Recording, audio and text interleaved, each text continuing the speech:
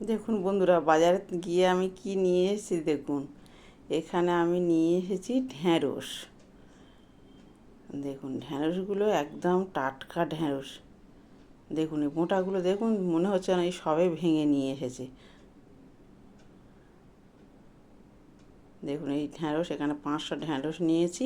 আর কি নিয়েছি দেখুন, এগুলো আপনাদের কি বলে বলুন তো? আমাদের এখানে যার কাছ থেকে নিলাম সে বলে নেনুয়া, আমরা বলি ধোঁদল, সে বলছে না দিদি এটা নেনুয়া। ঠিক আছে, যা নেনুয়া ধোঁদল সবই তো এক। এবার কোনটা করব আমি সেটাই চিন্তা করছি। চিংড়ি তো আমার যা কিনেছে, ওই নেনুয়াতে চিংড়ি করবো না ঢ্যাঁড়স দিয়ে চিংড়ি করব। আচ্ছা ঠিক আছে, নেনুয়াটাই থাক, ঢ্যাঁড়সটা দিয়েই করি।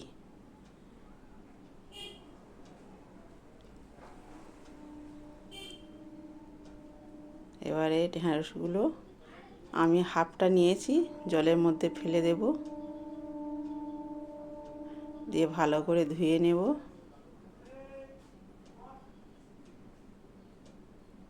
দেখুন বটিতে আর বটি ব্যবহার করছি না, ছুরি দিয়েই কাজ চালাচ্ছি। আর ছুরি দিয়ে একে একে মুখটা কেটে বাদ দিয়ে দেবো, দিয়ে একটা ঢ্যাঁড়স 3 পিস করে নেব।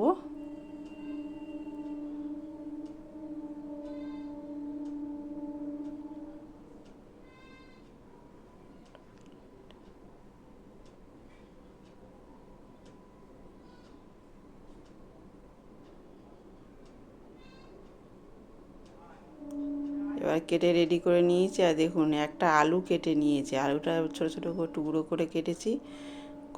গ্যাস জেলে কড়াই বসিয়ে দিলাম, দিয়ে দিলাম অল্প করে সর্ষের তেল, আর দিয়ে দিচ্ছি সাদা তেল। ডাক্তারে আমার সর্ষের তেল খেতে মানা করেছে, আপনারা কাউকে বলবেন না। হলুদ গুঁড়ো দিয়ে দিলাম, তারপর ঢ্যাঁড়স দিয়ে দিলাম। ব্যাস, এবার একটু লাল লাল করে ভেজে নেব।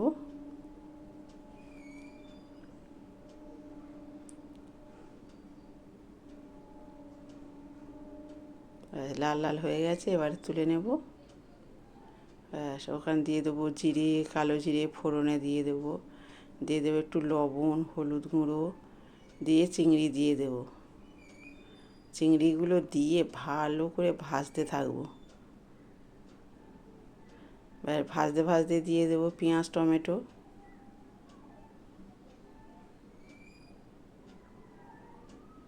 ভাজা হয়ে এসছে, এবার আলুগুলো দিয়ে দেবো।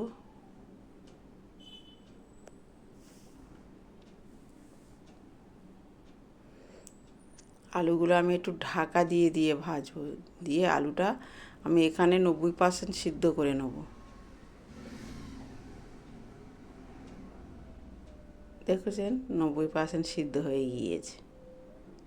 এবার দিয়ে দেবো লবণ, পরিমাণ মতো হলুদ গুঁড়ো, কাঁচা লঙ্কা, জিরের গুঁড়ো, ধনের গুঁড়ো, দিয়ে দেবো লঙ্কার গুঁড়ো, দিয়ে ভালো করে কষিয়ে নেব।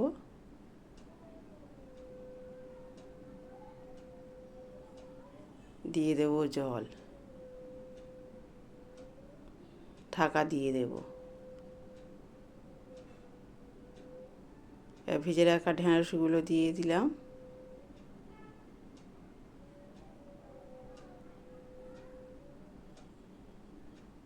আবার ঢাকা দিয়ে দেবো 1 মিনিট। দেখুন কত সুন্দর হয়েছে।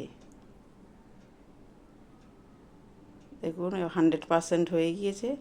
দেখুন নামে ঢ্যাঁড়স, এই রূপ গুণ আমি এমন করে দেবো যে আপনার এক থালা ভাতও নিমেষে। একটু চেখে দেখি কেমন হয়েছে। বা খুব সুন্দর হয়েছে, বাপ রে বাপ, রূপ আর গুণটাই শুধু দেখুন। যেমন রূপে সুন্দরী তেমন গুণেও সুন্দরী। এবার এক থালা ভাত নিয়ে সাপা সাপ 2 জায়গায় খেয়ে নেব।